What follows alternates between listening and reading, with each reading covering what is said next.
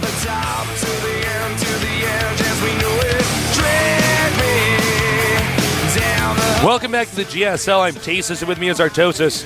Artosis, will we see hatcheries like that destroyed over and over ever again in GSL history? No. No, you're absolutely right. You get an A. Oh, that was the right. Well done. Tasis knows the future. I'm just testing you here. You're doing well. You passed the first test. I might have some more surprise questions for you. They might not be as difficult as that one. But, yeah. All right. Cool. We have July Zerg today. July Zerg, if you followed any StarCraft 1, you know who this is. If you don't, first of all, shame on you. Second of all, July Zerg is easily top 3 Zergs of all time. Yeah, he's a legend. Yeah. Legendary Zerg user. Yeah. I mean, he's just... He basically invented the Mutalisk Micro, like the Mutalisk Whisperer. He's been one of these players, kind of like the Nada of Zerg almost. Yeah. He's been around. Forever. And he's had ups and downs, but he's always sort of been consistent. Yeah. He has the Golden Mouse for Zerg. Yeah. 3 different OSL championships at 3 distinctly different time frames. Right. It's the only player to really do it like that. And here he is. I believe he actually started playing StarCraft 2 a little bit later. Yeah. Than some of these other guys. It took him a while to pop up. He actually was like sitting around playing with 300 plus APM all the time. He was playing something like 14, 16 hours a day. Everyone's like, whoa, this guy actually isn't all that good. And then suddenly he won an OSL and never looked back. He is known as the God of War. He is July Zerg. That's right. July Zerg, a legend. Some of the best micro, some of the best macro we have ever seen or will ever see in the StarCraft universe. He's one of these guys that can do so much with just a small number of Mutalisks or a small number of Zerglings, particularly Zerglings. And also with huge numbers as well. Yeah. Back in StarCraft 1 where you could not hotkey more than 12 units on a hotkey. Playing Zerg with a lot of Zerglings could be hard, but this guy would send in all his units at once. No one knew how he did it. It was a mystery taste. Some say it was magic. Here is Zenex Byun, a.k.a. Bleach. You used to be a Protoss player, our first switch over. And he's actually been doing really well. He's been playing great Terran games so far. I've been quite impressed, actually, by his Terran. I'm excited for this match. See how his Terran vs. Zerg looks. He says that he has an unbeatable build, Terran vs. Zerg, on Shakura's Plateau. I dare say his build is not unbeatable. We will see if they are cross positions. Yeah, I mean... Not diagonal, but the closer ones. There's only 2 other starting locations you can be against your opponent. Yeah. On this map, So we have even though it looks like a 4-player map. Yeah. Of seeing him try that, and we'll see if July Zerg knows how to take it down. I dare say yes. Dare ye say yes, Artosis? I do. How art thou feeling, Artosis? Lord of the cast, Duke of the Protoss. Oh, you're going way too fast for me, Tasos. I can't keep up with this. You're actually on fire right now. The maps are going to be Shakura's Plateau, Jungle Basin, and Metalopolis. Pretty decent maps, actually, overall. You know, Shakura's is going to be a map that both players feel very good on. It's a great map for Zerg vs. Terran. If you know how to play, it's a great map for Terran vs. Zerg, and Byun is certain that his strategy is the best on this map. Now, Steps of War removed from July, Ob. Blistering Sands moved for Byun, Ob. Yeah, we don't see much more variety for map removals when it comes to Terran versus Zerg. Thank you to... How is that delicious drink? It's delicious. You know, that's right. It is delicious. How is that yellow drink? Well, it's very yellow. Thanks to our sponsors, Sony Ericsson and Pepsi. The game's starting. Get ready.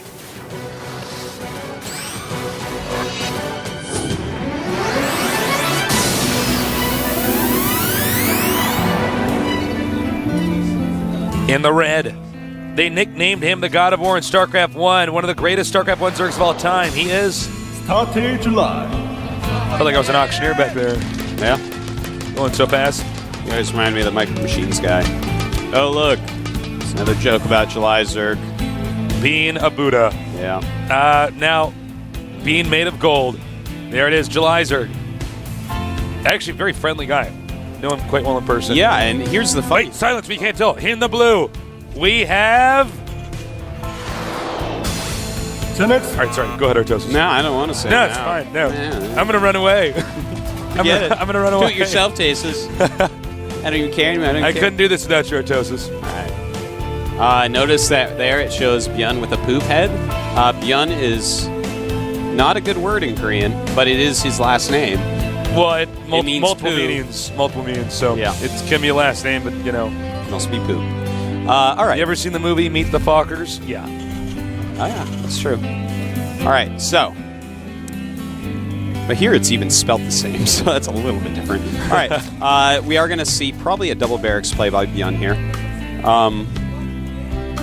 And what you were saying about Jalizerg being a really nice guy, that is very true. He's super duper nice. Every time I see that guy, he runs up and says hi to me, chit-chats a little bit. But he has kind of a bad rap, actually, in Korea for being not nice to his fans compared to other people. But for, I feel like that's not true. I know, yeah. I've actually been incredibly friendly to me every time I see him. He has been. Okay, here comes the drone. Up the ramp. Oh. Ooh. I don't know why Very I quick tried to tech lab. play-by-play an add-on in a building. I'm like, I think we're actually going to see a Reaper Rush. That's and what we it haven't looks seen like. this in a while. If you go hatchery first, Reaper Rush actually can work. The Zerglings don't get speed quick enough to truly stop it. So I really like this build that we're seeing from Byun. We are actually going to see a Reaper Rush again. It's Oh about my time. heavens to Betsy. Yep, we haven't seen too many since that little Reaper nerf that made speed upgradable only after factory. But I think we're going to be seeing it here, Tasteless. I know we're going to be seeing it here, in fact. All right. Now, I'm really curious to see what he's going to follow this up with. I would assume a quick command center. But, no, Yeah. wait, this is the map. Just want to make sure I'm correct here that Zenex Byun said his strategy was unbeatable. Yeah, in these, if Jalizerg was top left, he could do that strategy. It's dependent upon that. He's not in a diagonal position, so I don't know what strategy he's going to show us here. Clearly different than the last game that we saw him here. And actually, he's only going for one Reaper. This is interesting. You can actually do a dedicated Reaper Rush against a build like this, but it doesn't look like he's going to do that. Is getting a very quick factory and a command center. I will give Byun $10 if he gets Reaper speed after that factory. Yeah, That it would be wouldn't so shock cool. me. Now he is going to take out. He's going to take out those Zerglings. And looks like he's going to go for the hatchery. So let's see. Maybe we're going to see some Mass Reaper play. I don't think so. Maybe not. I don't know what. I really don't know what he's actually trying to do right now. Yeah, no, I think he's just going to tech up real quick, control the map, control scouting with the Reaper, kill what he can, but just try to see as long as he can exactly what Jalizerg's plan is. Oh, he's going to take out some drones, though. And the queen is, don't touch my babies! My babies, let go of my babies. And the Reaper gets away. It's a common theme, StarCraft 2. And the Reaper got away. That's right. Factory is done. Reaper, just taking a look at this view. Looking at the Overlord. I've killed over 10 men. No, 6. My screen was blurry. I had to check our toasts. He's killed over 5. Over 5. Got little notches on his Reaper armor. Yeah. I've seen some stuff. I would never put a notch on my armor. It would make the armor just slightly weaker in that area, and I'm a win. Well, then I get attacked by a Zergling and he'd scratch my armor, and I'd be like, you made an extra notch. I haven't killed you yet. Saves you time later, though. Yeah, Now, that's true. Siege tank and siege mode on the way. It's very safe opening in that way. Simply, it stops any high economy baneling aggression to get a very quick siege tank with siege mode. Because obviously siege tanks kill banelings pretty hard. We either see siege tanks right away from Terran, or we don't end up seeing siege tanks very much at all in some of these games. So it seems like if you can watch for siege tanks or a floating factory, you're going to immediately know a huge role in your opponent's strategy. Yeah. Now, we do have a Spire going up for Jalizerg. At the same time, on the production tab, we can see, and right there we can see as well, a second factory as well as an armory. Oh. So this may just be to get his tank and Thor count up early for defense, and obviously get some upgrades going. Or perhaps we could see mech. I don't know. Good. Mech openings can be quite good here. If you haven't seen it yet, the Shakur's Plateau game from Season 2 of the GSL between Leenock Foyu and OGS Nada will show you an amazing way to play this map opening with mech. Ouch. Yeah, those Zerglings were dead. They all died at exactly the same time. That's sad. Well, better than they each get to see each other die. Yeah, it would be sad as well. It's all just sad. Sad things, Stacey. And that's when we learn here that GSL life is just full of suffering and, and disappointments. Yeah. Now, we do have +1 attack for Bionic units as well as +1 attack for factory units. A couple Thors being popped out. Should be out in time to help fight off the Mutalisk harassment. And July Zerg is taking his third base, so it's a pretty standard place we're at in this game right now. Yeah, we're going to have kind of a moment of passiveness. I mean, the Mutalisks are going to come out. That will probably change it. Like right when I said we're going to have a moment of passiveness, the Mutalisks come out. It's like, no, tasteless. No, it's not. Well, it's passive until they get there. That's right. Positive spin. Right now, July Zerg droning up like a madman after popping out those mutas, just as he should. It's a good time. That's the one time Terran is not going to attack you, is right when your mutas get there. You know, July's build is very similar to a StarCraft 1 TVZ, where you get the Mutalisks out and basically try to get a hatchery, and normally the Zerg's teching the lurkers. In this case, they tech to Ling Baneling. Unless, of course, you have a strange unit composition like we might have from Terran here. You're right, Tasteless. Baneling speed is on the way. Drops on the way. And Overlord's speed is already upgraded. So he's going to be able to do Baneling drops if he wants, which I think he does, which is going to be awesome. In fact, if you can hit a couple Baneling drops and then not die from the counterattack, it's unbelievably strong, killing off your opponent's workers in that way. This is actually pretty much the same strategy we saw from Byun before. Not exactly the same, but he is throwing up a bunch of barracks with reactors at once. So he's going to have a huge push coming in, Tasteless. A huge push indeed. We are going to see. This is basically it. So I'm going to have to ask him if he loses this game yet wins the series. I thought you said that it was unbeatable. Yeah.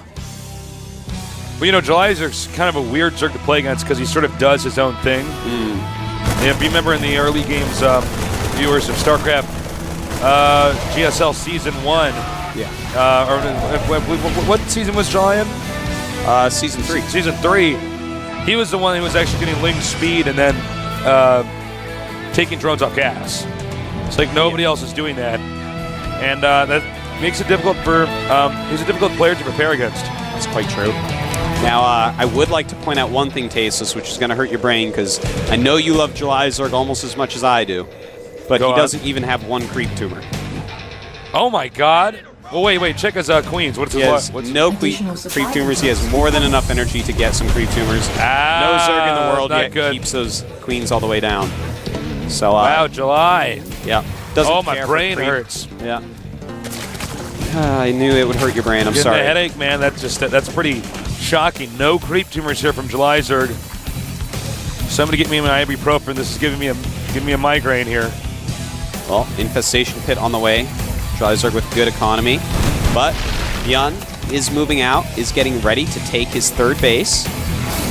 It's going to be a very safe third, and it's going to allow him access to attacking the third of July Zerg. But July has taken a fourth down at the very bottom, a place where Byun is not likely ever to attack. I guess the only excuse July could ever have for not having creep tumors would be that he wants to keep transfusing his mutas as he harasses or something, but I don't think that actually... I don't think that's why I don't think that's a good enough one. I think he just doesn't care for creep tumors. He's like, no, I don't need those. I just need my mutas. Well, Zerg is getting pretty big. Terran is doing one of these builds that is incredibly passive, and July is reacting correctly. July is actually expanding much more than you normally would. Yep. Should, in fact, expand even to the bottom right. This is a very mech-heavy build, and Byun is just kind of moving at his own pace, doing his own thing, so July Zerg just needs to get a lot of expansions up. He is, in fact, getting a hive right now, which Byun has just scanned.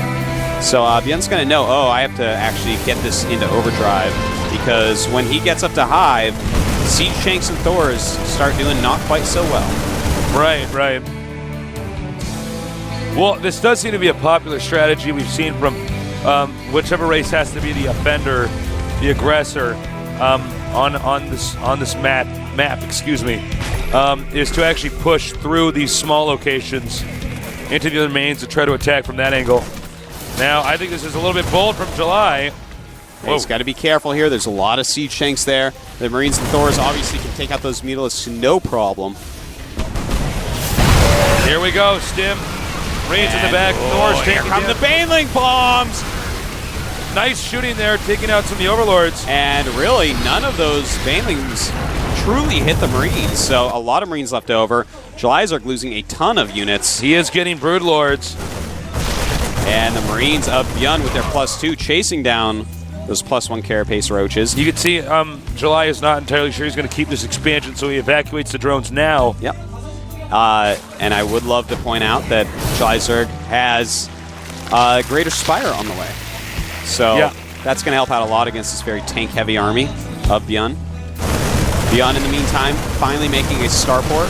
It's going to need probably more of those, because Jalizark's economy is pretty sick. He has enough to make quite a few Broodlords. Don't forget to submit questions, guys. Artosis, the greatest interviewer in the world. In the whole world. In the whole world. Of all interviewers that interview anything. It's a fact. It's a fact, the same that this is the greatest show ever to be created. Yes. Beats Sopranos. Absolutely. Absolutely. You joking? Of course it beats Sopranos. Beats What Iron other shows Chef. people like? It beats The Office. The Office. Beats Sorry. Big Bang Theory. Yeah. It's just the best show on Earth. It's actually the best entertainment via screen on Earth, other than video games, of course. Because this is a show about StarCraft 2, the greatest game in the universe. Yes. So Terrence turned around, and whoa, nice micro by Byun. Yeah. Wow. Wow, indeed. Wow. He's still going. The roaches are coming up, though. They have their +2 carapace, and they are eating through those Marines. There are no medevacs to help the Marines. And Byun on 3 base. Broodlords heading towards Lords of the Brood. Lords of the Brood. Now, right now, Jalizark does have a lot of Zerglings being made, also making Ultralisk Cavern. This is the greatest tech switch in the matchup. If you go Broodlords for a while, you force a lot of Vikings. Once he actually has a lot of Vikings, you switch over to Broodlord. Switch over to Ultralisks. Now, the thing is, he also has a lot of Marines, and this is a huge army going through the center, Tasteless. I don't even know what to say about this. That is a huge army. Now the He Broodlords are going engages to right come with here and that. help. That is so scary. Well, he's going to have to be careful. We don't see Vikings there to help him out yet. Yes, he does indeed have to be careful. With tanks in siege mode, you have to be so careful. Scanning, running up, trying to take out as many of the Oh, Broodlords it as takes out at least 2. And up come the Vikings. Doesn't have a ton of Vikings out, though. Not over-committing to those. In fact, right now he has just 4 Vikings. And Jalizark not switching over yet into... Actually, I think... Oh, that thought. And those siege tanks, Tasteless, are eating through everything. Banelings being dropped on siege tanks. I don't know why. Roaches coming up. And Byun will hold this off. Byun, I think, is actually has a huge lead right now. If he can get that hatchery, which I believe is in siege tank range, he will... Jalizark will be knocked into the Stone Age. Yeah, you know, Byun right now, he's at 170 supply, 134 Jalizark. Byun's still sitting on 3 base. He's going to want to think about taking a 4th pretty soon here, though. Yeah. More and more units rallying through the center of the map. He does have +3 attack on siege tanks and on Marines. Now, Zerg does have the upper left locations. And guess what? If the Zerg can hang on to these, then the Zerg might win. But right now, the Zerg's still in a difficult position. Nice target firing of the Overlord. Whoa, took out so many Banelings. They were never even able to really be used. That's right. Looks like Jalizark's actually supply blocked right now. He is indeed, but he's got a lot of supplies still. A lot of roaches on the way, 145 against 194. Byun basically maxed out, and these Vikings actually doing a great job right now, keeping those Baneling drops from being overly effective. And really, Jalizark doesn't have anything that hits air, so aside from Queens, obviously. So he can just keep on taking out Overlords as he is doing. Yeah, I mean, there's really no anti-air here. And this is a bad situation for Zerg. Marines say, hey, let's kill the hatchery. Maybe not. Oh, yeah, you know what? Well, kind of indecisive. And taking out another Jalizark base. Okay, here they come. Going into the siege tanks. Marines in the back. Tanks tanking the damage here.